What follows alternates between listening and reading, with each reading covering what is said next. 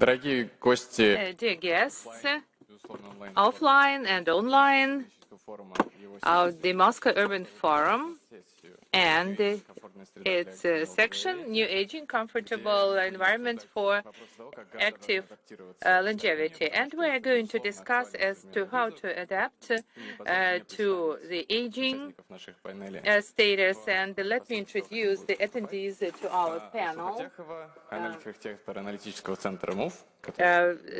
So Asul Fatehuna, Analyst Architect, Analytical Center, Moscow Urban Forum, Vladimir Filipov, Deputy Head of Moscow Department of Labor and Social Protection, also we have Teso Chow with us, Lizette Yashnevich, Head of Research Charity Fund Нужна Помощь, and also Janet Spearing, Senior Managing Advisor, B Advice, founder, the Hugawake. Okay, let's start talking about the subject matter of our panel. And originally, all the cities and towns designed for younger generation. It used to be a key priority aspect for planning and development, but everything is getting changed, and in 2022, we're supposed to have more than 1 billion of those 60 plus, and in the foreseeable future it will be 2 billion, and we have to get adapted to this particular situation. And the first speaker is going to dwell upon the survey for Moscow Urban Forum, and also Fatehova is going to talk. So aging is a dominant reality of the 21st century, and the number of people of aged period is growing, and we call it demographic aging. And 700 million were aging people out of 7.5 billion. It was like 65 plus. By 2050, the share of aging people will be doubled and reach 1.6 billion people. First and foremost, we are now witnessing the shrinkage of a child's birth rate, and as of 1950, the number of children per female in the global context contracted from 5 to 2. But if 70 years ago it was like less 50 years, but nowadays this life expectancy rate is exceeding 70 years. And it means that the population of the age of 70 plus is growing. It's a new reality, and we have to come across this situation, and more than half of the population lives in the cities and towns. Yes, we see the aging of the population, and this graph shows the age structure as of 2005 from 2035. And as to the number of children within the age of 14, so this share is not growing, but the share of aging population is obviously growing distinctively. So this is a global trend, but it is not a universal one for various countries of the world. Yes, but the aging population is definitely growing in all the regions, and Europe and North America are leading. And the aging process started some time ago, and by 2020 the share of the aged population constitutes 20%. 30%. But as to the issue in Latin America, we've been witnessing this trend just now. As to Africa, so this share of aged population has not been changed since 1950. But over the past 15 years, we see a new trend there. The number of the aged population has doubled. And the social infrastructure and healthcare system was considerably impacted by that. But they have the same birth rate status. And therefore, this trend is more or less balanced in these countries. As to the regional trends for aging, and the life expectancy in various regions has its peculiarities. And we may keep track of the dynamics for the fertility rate. And as of 1950, this indicator started to decline in all the regions and countries of the world, with the exception of Africa, and it reaches 2 now. But nowadays in Africa, we've been witnessing another indicator, and it is more than 3 kids per one fertile woman. But Africa is going to come across the problem of aging much later than other regions of the world. As to the old continents, and we have Tokyo, Japan, as the largest share of the aged population. And they're going to retain this position in the coming 15 years. And European countries reflect the same picture as it used to be, but in 2035, out of all the countries in the list, we're supposed to have Korea, Singapore in that top list, and in Asia, we're supposed to have the higher pace of aging in the coming 10 years. If we have a look at the world map, we may see how the share of aged population has been changing in various countries of the world.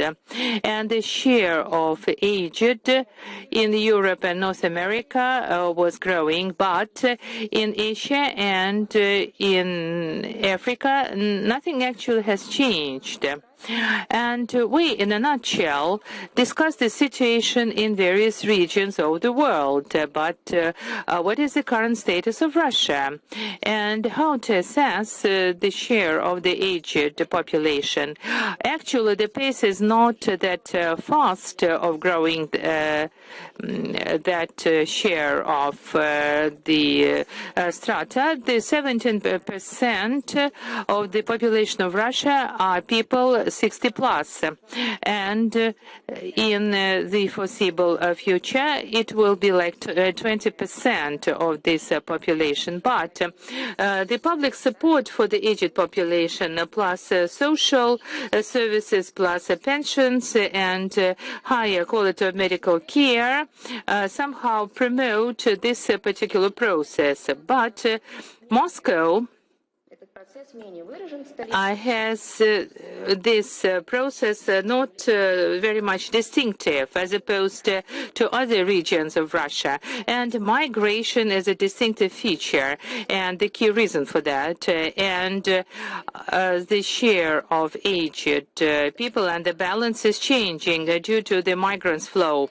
And Moscow has a higher life expectancy, and it's about 80 years nowadays. Aging is a very complicated process, and it's all about the physiology and social changes. And aging is associated with some changes due to the age in the organism. And whenever we talk about it, we first and foremost mean the biological age, so genetic genetics, nutrition, the conditions of life, and natural modifications incur some factors of risks, bringing up the premature death. Actually, the cardiovascular system, some malignant tumors and other factors may bring about this situation. And we're talking about 4 behavioral patterns. So tobacco consumption, low physical activity, alcohol abuse, and improper nutrition. And the quality of air at the urbanized territories also affect the respiratory systems and also bring about the aging, the faster aging. And also noise is another factor which affects the aging population. But as to the development of the applied medicine, we may somehow influence this process to a large extent. Thank you for your kind attention. Thank you for your very interesting survey.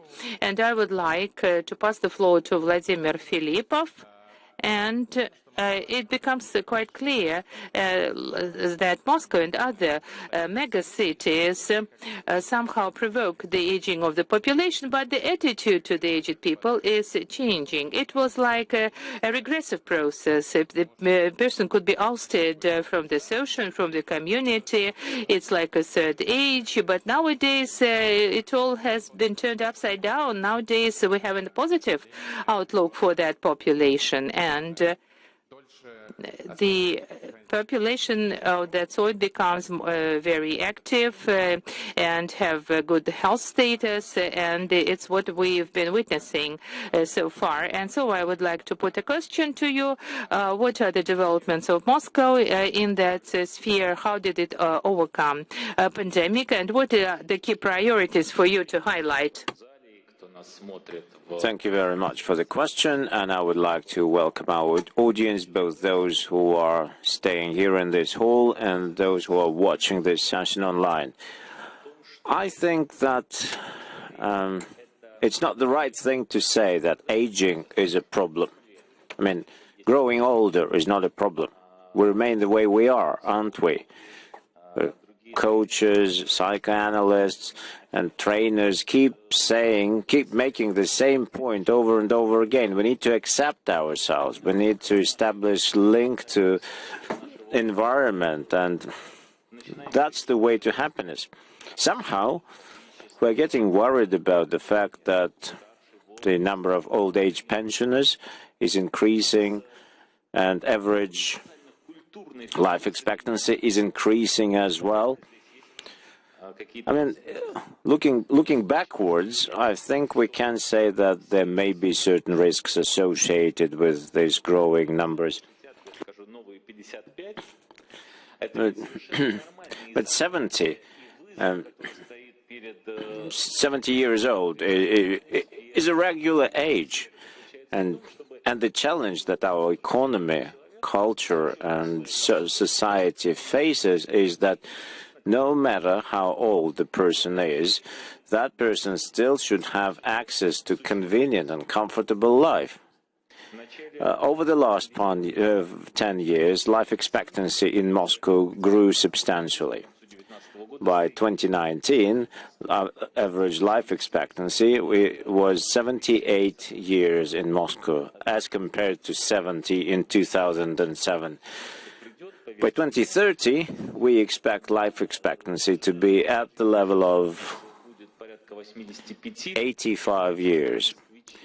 And the number of Muscovites who will be above the age of 60 will be at the level of 4 million people. Now in Moscow, there are about 3 million old age pensioners.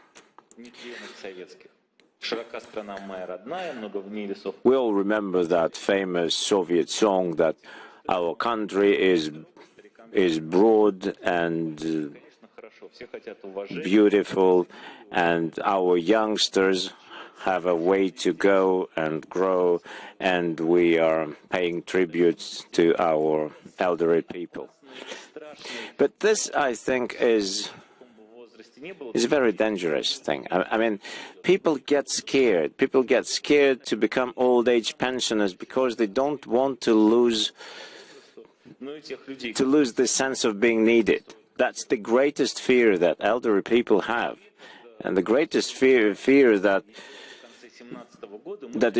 is dominating the minds of those people who are still working.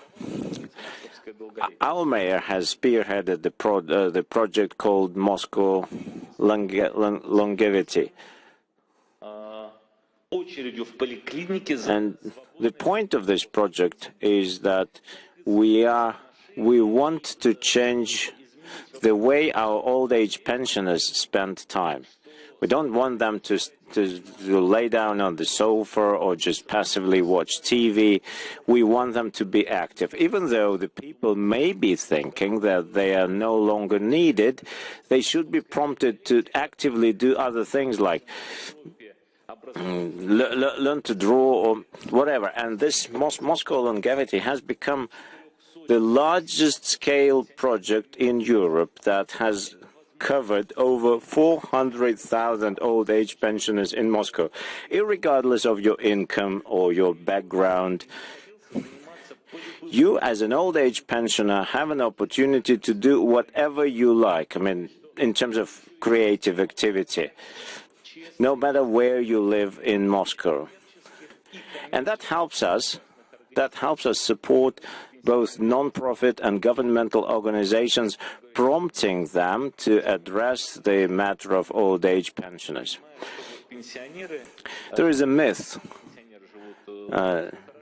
which states that, generally speaking,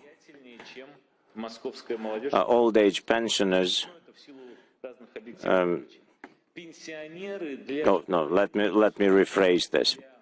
We believe that old age pensioners, on average, are better off as compared to students and younger people, which means that there is a lot of business in this segment, and more service providers and suppliers are looking towards old age pensioners as their key customer group.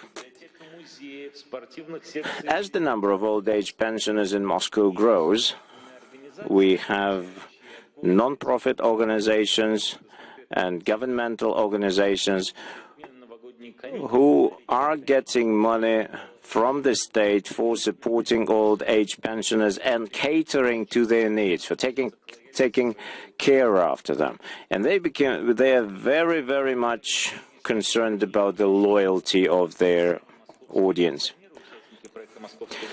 Those old age pensioners who took part in this Moscow Life Longevity project mentioned that this project has improved their life. Over 30% of them mentioned that once they joined this project, they started feeling better. People are saying that they are becoming more and more interesting as personalities for members of their families, simply because they are no longer focused on very routine things like taking kids to school or getting dinner prepared or warmed up. We have reformatted a network of social centers that has been created in Moscow early in the 1990s. Back then, our social system was on the brink of survival, and all social care was focused on providing some food and warm clothes to those pensioners who were in need. Now these social care centers are being reformatted. We are creating a new type of social space there. Old age pensioners come there, and it's like a lobby of a 4-star hotel. And old age pensioners can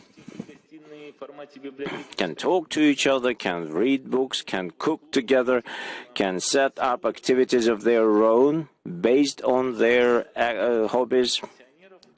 So the city is providing them with the space where they get together, and over 10 centers of this kind have already been opened. 25 more are being opened at the moment, and we are focusing on rolling it out across Moscow. From the social perspective, that's a very important project. And in 2021, those people who back then in the 1991 were economically active, they were 30 years old back then. This generation of people is retiring now. So we cannot trick ourselves into thinking that the only way that interests old people is, let's say, singing together old-fashioned songs or spreading rumors about who did what in their community. Absolutely not. It is very important for us it is very important for us to develop the right attitude to digital environment and digital technologies. And it is fairly easy to do among old-age pensioners of the present generation. These people are using digital technologies. They're using gadgets and smartphones in the same way as 30-year-olds or 40-year-olds do this. They order things from the internet, they have social media account, and this constitutes new social reality here in Moscow. Moscow Life Longevity Project was the first one to go online and was the first one to prompt all old-age pensioners to stay at home and interact with others online after the pandemic started. It was also important to preserve the mental health of our old-age pensioners. We provided them with an opportunity to keep in touch with their friends who they met in these social care centers. They have been drawing, they have been singing, they have been dancing using these gadgets. So they were no longer captured within the walls of their apartments with no way to get out. Many of these people are currently visiting these centers 2 or 3 days a week. So the crisis induced by the pandemic was actually turned into an opportunity. And more than 50% of these people are now saying, yes, we still want to meet each other face to face. And actually, if we compare the average rate of vaccination in Moscow with the average rate of vaccination among participants of this project, then we would see that project participants have a higher rate of vaccination. So they clearly understand how important well-being is, and they understand responsibility for their own responsibility for their health. So these are the things that we are doing, and in a way, this aging population is a trend, and it's reality, and we will all grow old, provided we observe traffic rules and we go for regular medical checks. So we'll get there anyway. Thank you. And your presentation was quite a revelation to me. Very interesting. And now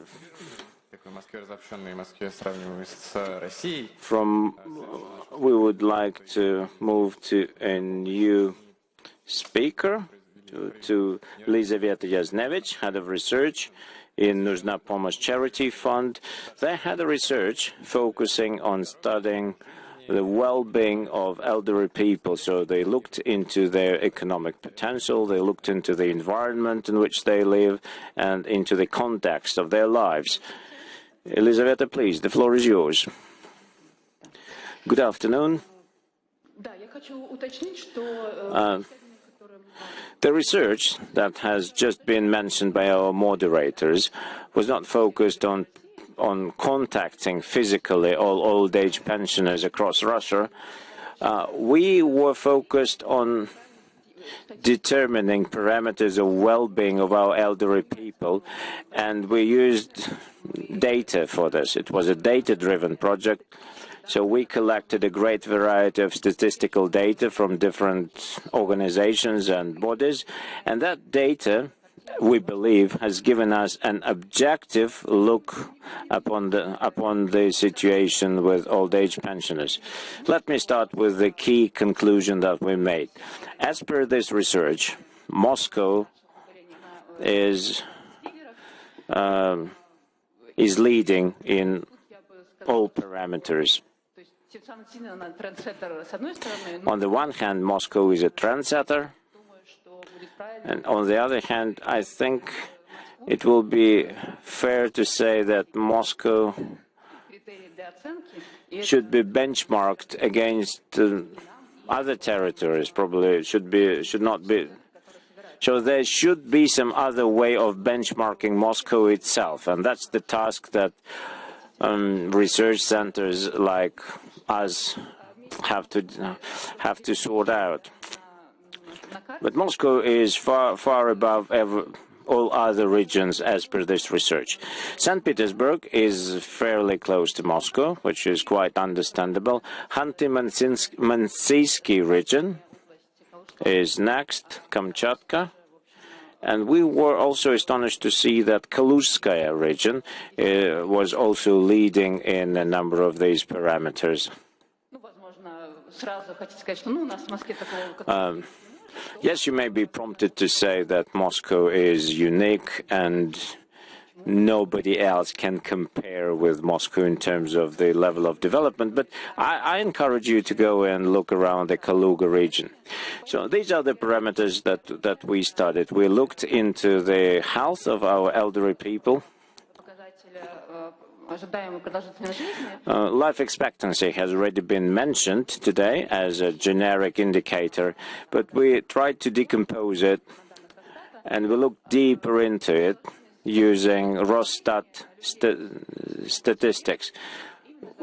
We took a look at the active period of life after the age of 55.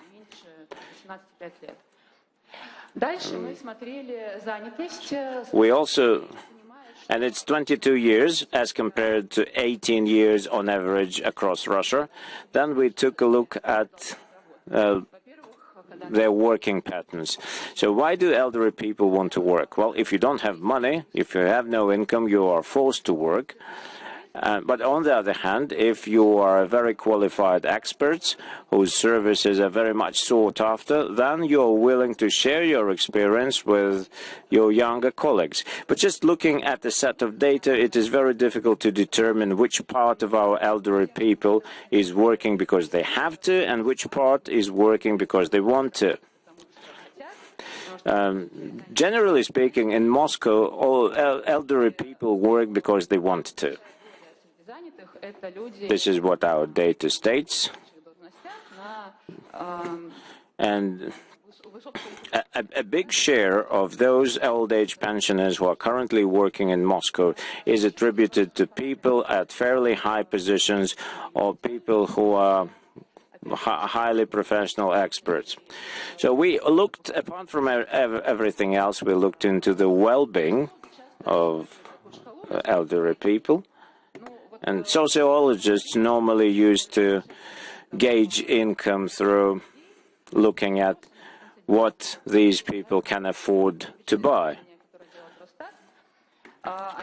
And it was a random research that was carried out by Rosstat, which found out that 6% of elderly people are unable to afford buying clothes, which means that they are completely poor, below the poverty line.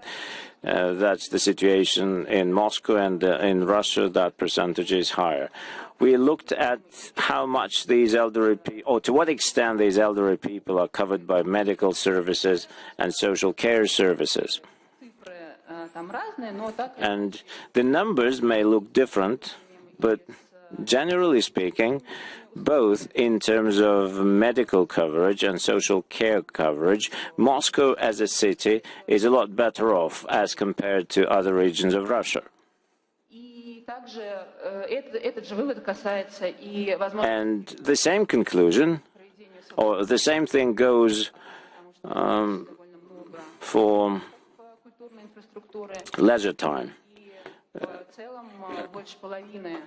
In Moscow, more than 50% of elderly people visit cinemas, museums, theaters, exhibitions, concerts, or restaurants. And across Russia, only 38% of old age of elderly people can afford to go somewhere during their leisure time. It has been mentioned here today that air pollution and general pollution, generally speaking, is a factor of city life, and that factor impacts lives of elderly people.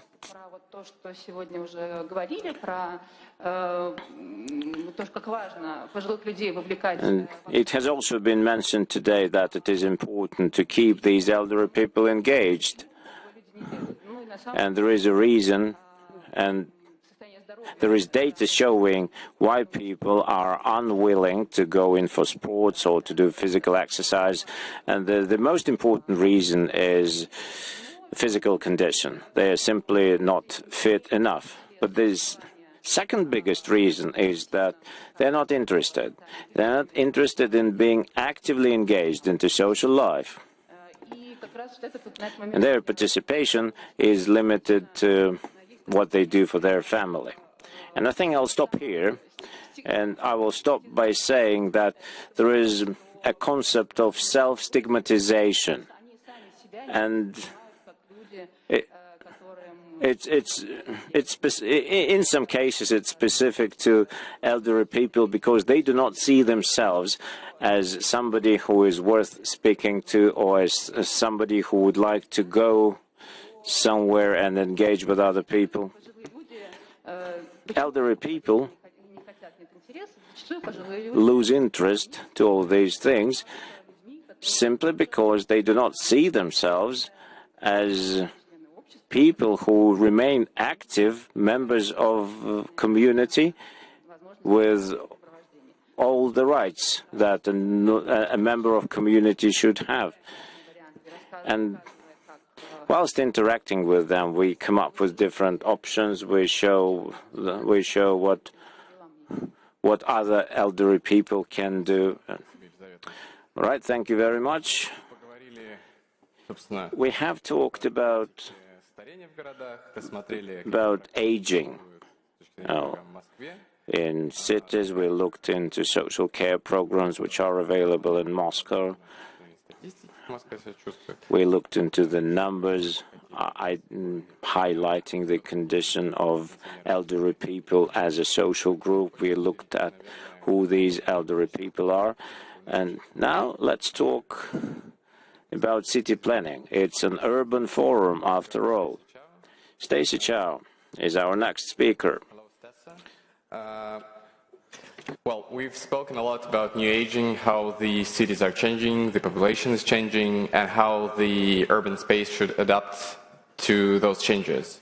And of course, we should continue to build urban space that is good for everyone, which should include everyone. But we can see as well that at the current point, we see a huge shift which is connected to the aging process, and that the space should be made not only to sustain, to help the elderly, but to help them being active, being healthy, and to be the part of society, active part of society for as long as possible. Please, with no further ado, I will give you the stage. Yes, thank you. Hello, everyone. My name is Stacy Chow, and I am the head of the department and also the professor of Department of Urban Planning at National Cheng Kung University in Taiwan.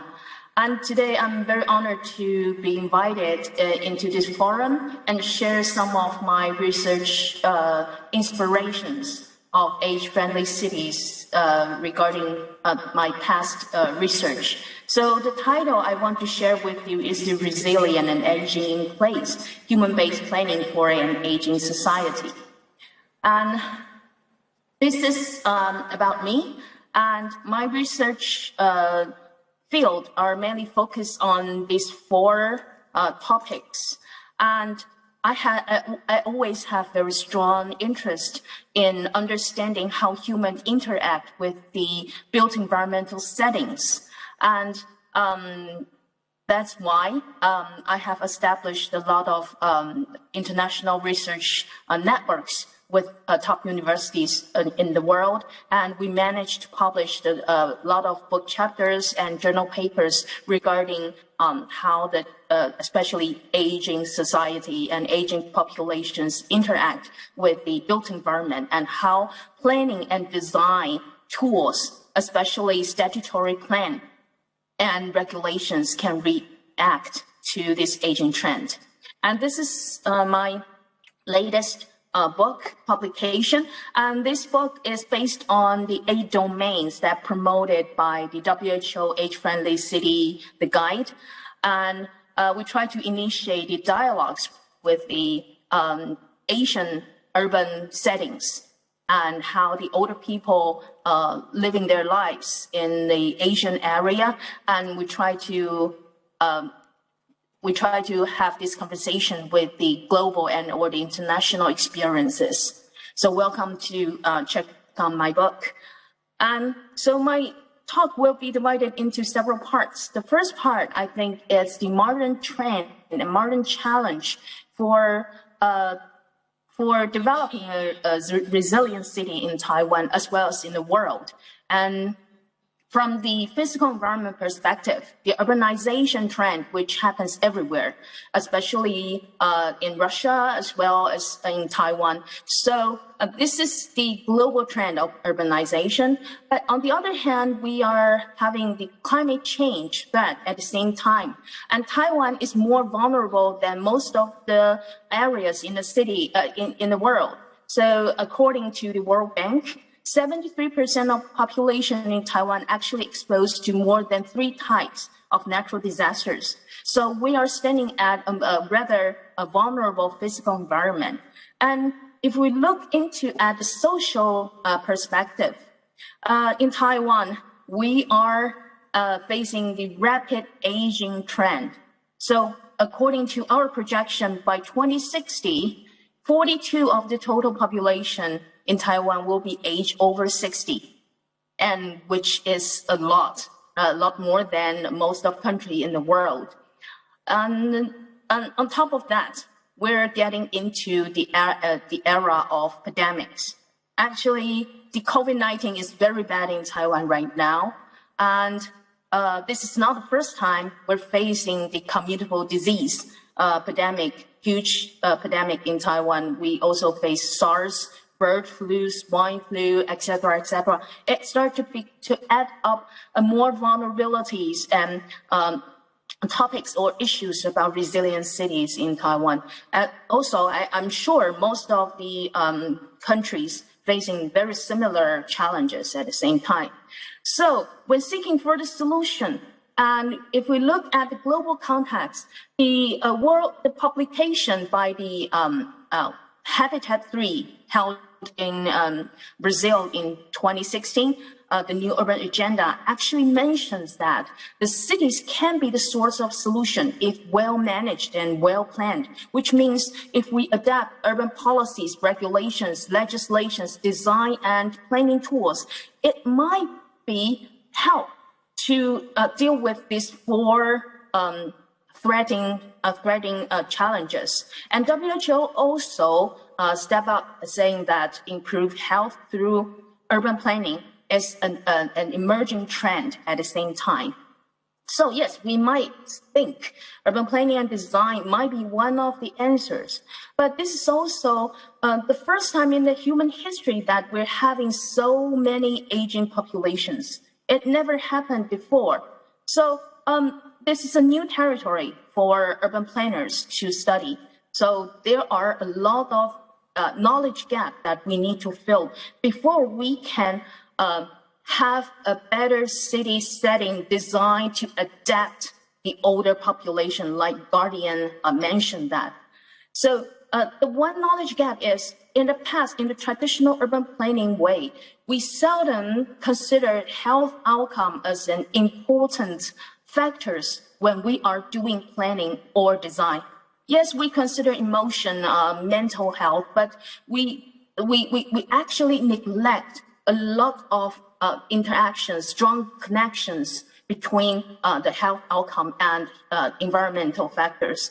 Actually, we realize by now the dementia, depression, obesity, or COVID-19, they're all highly related to how built environment is planned and designed. So, but in the past, when we are collecting data for doing a plan for the city, we don't actually have the data of where and how and why the health outcome of the people, of the residents in the city, and how do we deal with that through urban planning and design tools. And the other knowledge gap is the professional arrogance. You know, we think we know it all. So, but actually, in Taiwan, it is very, very normal for the planners to think, yes, we put parks. And then people must be healthy because we have sufficient parks. But what do we think we really know? And do people actually use parks that we put on? And we need more cross-disciplinary studies and to help us to understand what kind of land use, what kind of urban form can deliver aging in place better. And that's why the health map promoted by Marcus Grant and Hugh Barton is very, very helpful when we are having these discussions. So the third part I want to share with you is the human-based planning. The WHO started to understand the importance to connect the urban territorial planning with the public health. And so this is the structure that pretty much I think I could tell the current need for the planners that we need to understand. We need to understand more about our main user, which is the older population that we neglected for so many years. So we need to understand their individual living experiences, especially through well-being survey, psychological measurements, and we understand how they live in the city and how do they feel about the city, and trying to build up through the analytical lens to study with the environmental conditions at the same time. And this is what we have been doing in the past 5 or 6 years already. And we have published a lot of journal papers and trying to understand or trying to investigate the links between environment and older peoples, and for the urban green space, and also how vulnerable people like older people deal with the environment factors after severe disasters and in the rural areas as well as. So these are the new territory that we're trying to study right now. So I want to share with you some of the cases that we have studied. This actually has been published as the book chapter with Nancy Marshall and Bishop, Kate Bishop.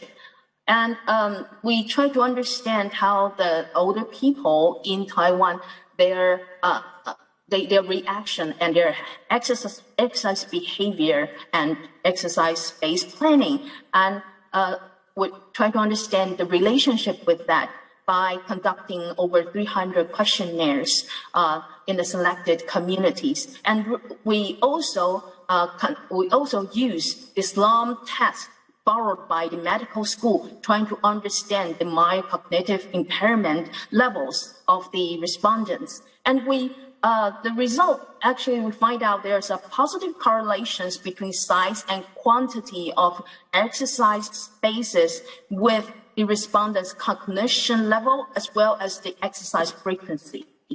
And also, I want to point out is we need to avoid the stereotype of older people. And certain urban planning tools like urban regeneration is frequently or emphasized by today's urban planners, saying that, yes, we can make city more livable by promoting urban regeneration. But under the aging society, it actually can cause isolations of older people because you disturb their formal ways of life and local identities. And this is something that we have to bear in mind. And also, so inspired by that, we also conducted a research about urbanization process and older elderly's mental conditions. And we conducting 54 questionnaire surveys in 4 aging communities with high prevalence of depression that we work together with our medical school and with our hospital, university hospital. So we also adapt the geriatric depression scale, GDS, to see how older people's mental condition. And the result is quite interesting. The urban form and street networks that the respondent live is like this. It's quite with narrow alleys, highly populated and dense buildings, but they are actually playing a positive role to support older adults, and they feel safe and they feel secure, not crowded. And this might, if you do anything to disrupt this kind of environment, it might cause them quite disturbance in mental health or feelings.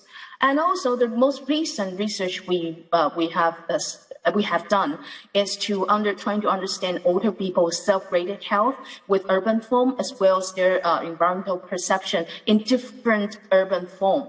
So we have traditional urban form and we have modern urban form. And the result is also quite interesting in Taiwan, that the facility accessibility, environmental amenity, or social capital are significant influential factors to older adults' self-rated health, but not walkability of the neighborhood. And also we realize that sometimes in the traditional urban form, we don't have enough open space, but that's not important, or that's not, it doesn't matter to older people. For them, they would rather have one decent quality, well-designed open space than 10 poorly designed open space. So quality is more important. And in this kind of highly dense urban areas, less sometimes is more. And this is something that we realize in our recent studies. So we understand that there need more cross-disciplinary. Yeah, I need 30 seconds. But yeah, we really need to finish. Yeah, and move on. Yeah. So this is, I will stop right here, and this is how we have the public health department work with urban health urban planning department, and to allocate best location for daycare standard for the elderly, and this is how we process it. And this is how we also doing in the university to have cross-disciplinary studies for students. And thank you very much. Sorry for the delay. Not a deal. Thank you so much, Tessa. Sorry for interrupting you. We need to move forward to our next speaker, Jeanette Spearing. The thing is that the housing for the elderly till, I would say in 20th century, they looked more like barracks, and the concept of healthy space for people of old age, and especially for those with the mental health issues or even dementia, is still an issue. It's still a long way to go and realize what these spaces should look like and how they should work. And Janet is the founder of a village where mainly people with, so it's designed for people with dementia, severe dementia, and Alzheimer. We're really short on time, so please, Janet, the stage is yours. Thank you for giving me the stage, and I'll do my utmost to finish between the allotted time. So I'll have to go through some slides more quickly. The Hoogwijk. The Hoogwijk is, what you already said, a community for people living with severe dementia.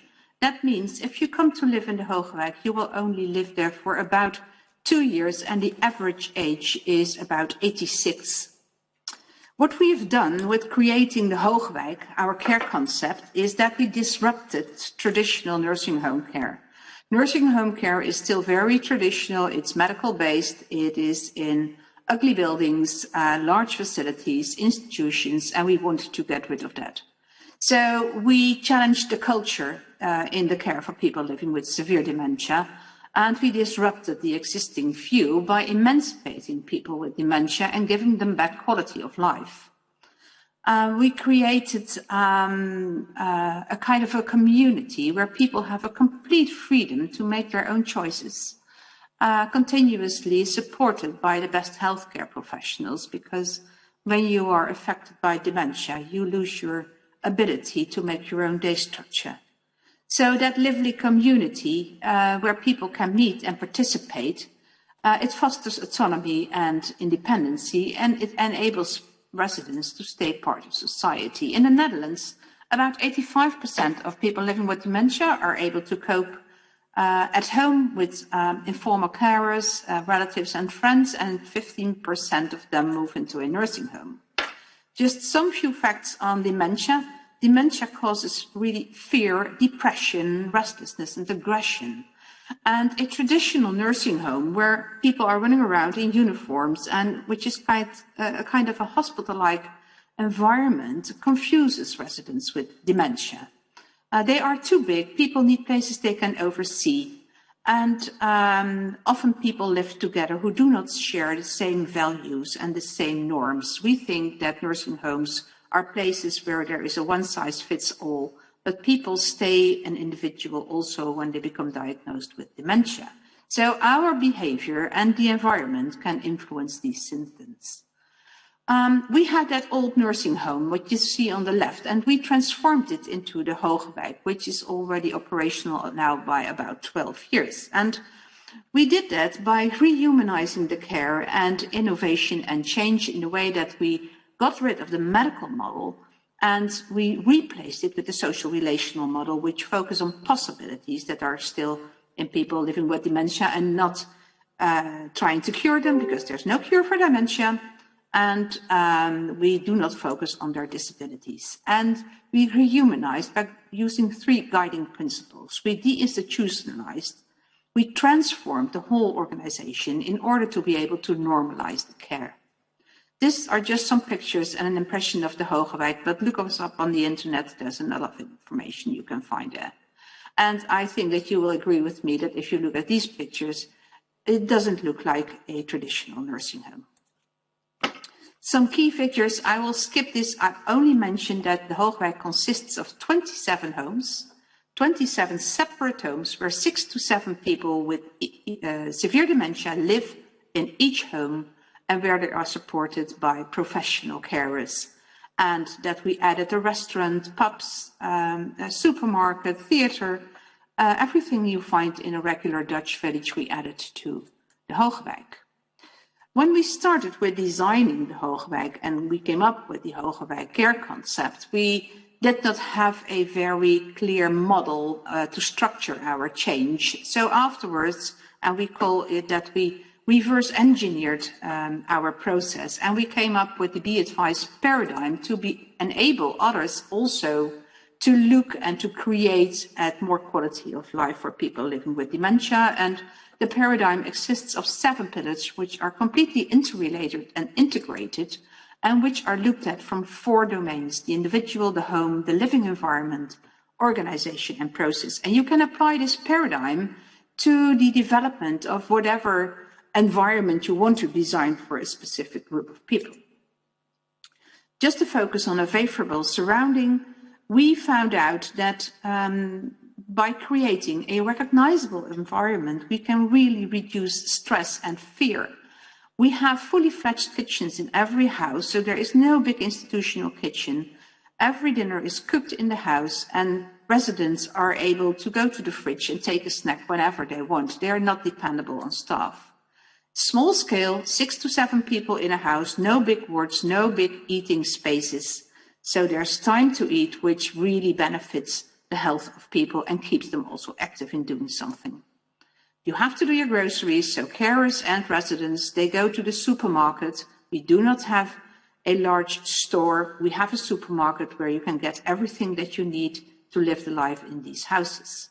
We have different spaces outdoors, more restive ones, so you can choose, because choice is still very important. We offer variety, so you can choose where you want to, where you feel the most comfortable.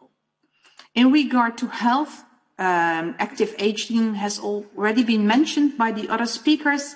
We really believe in creating freedom for everyone who lives in the Hoogwijk to go outside on their own, to exercise, to socialize, and give meaning to a day, which is, of course, very risky, and we have to discuss risks instead of locking people and restricting them and having no freedom at all.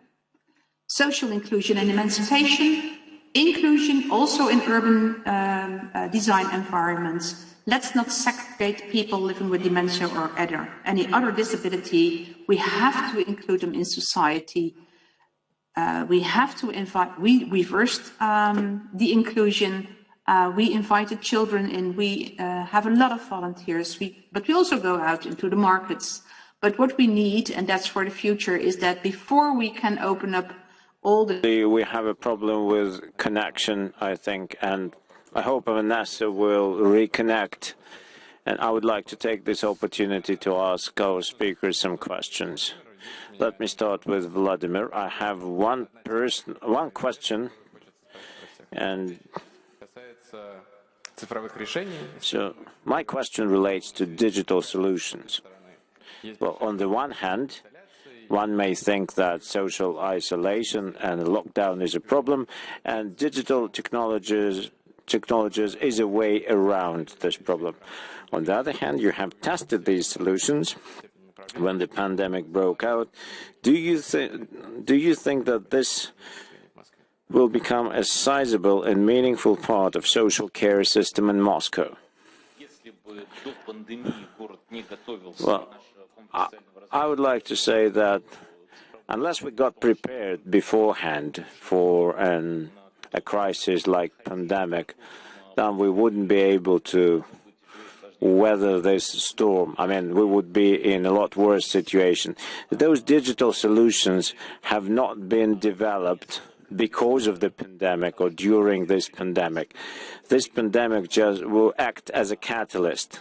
It has prompted us to implement these solutions quicker. And talking about our social care project,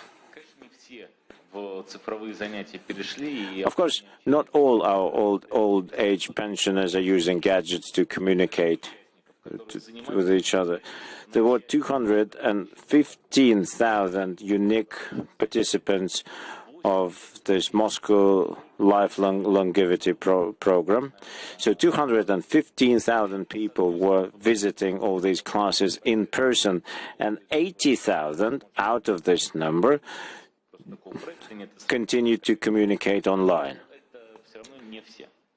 80,000, it's still a big part, but it's not 100%. So on the one hand, digital communication cannot totally substitute for face-to-face communication. And 50% of all participants of our project keep saying that they still want to meet face-to-face, but at the same time, they would like to keep their experience of online communication. So they will be combining two experiences. We have another question I'd like to ask Janet this question. We talked about self-stigmatization. What do you think, what kind of a role a third-party organization can play here? Who do you think can help take care after elderly people and can help to destigmatize them? I think the key thing is the approach. There are large-scale state-funded programs, and they all start with developing a concept. But at the same time, all non-profit organizations they have a different starting point. Sometimes these programs start from a personal case or personal trouble.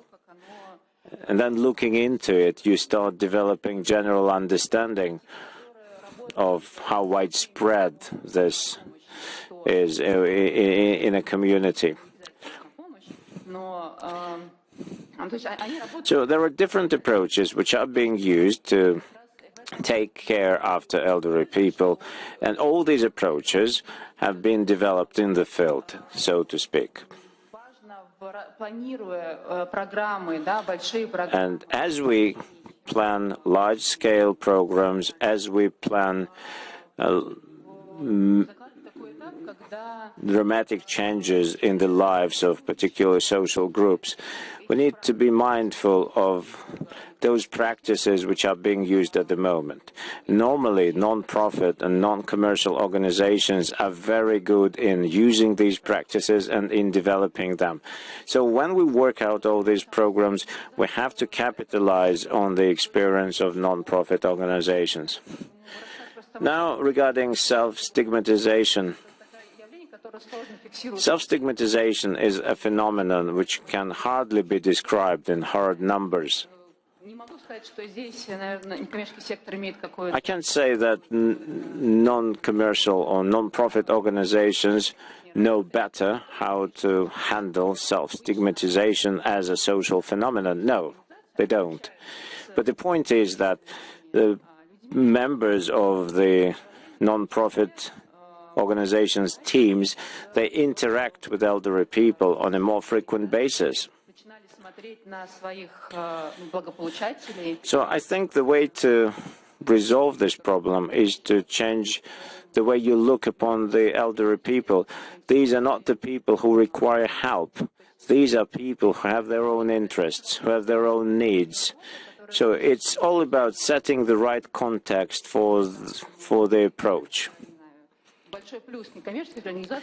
And this approach can be exercised both by governmental bodies and non-profit organizations, but I think non-profit organizations have a better experience in this field and better understanding. We have run out of time, and Janet has disconnected for a second, but I'd like to ask her a question, and that question relates to the project that was mentioned here. Well, during the program of Hogweg, you created a pretty special space for people with dementia and different mental health issues. But do you see that your experience can be not copied or replicated, but can be translated in new context for the cities, because the issue exists everywhere, and especially in huge cities, because depression and mental health issues are fairly connected to the urban space? Please. Thank you for your question, but I lost the first part. Can you please repeat that?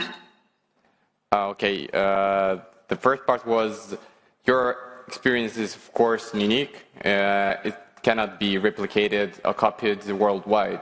But do you see that there are some approaches or ways to make it possible to be used in different contexts, in different countries and cities? Yeah.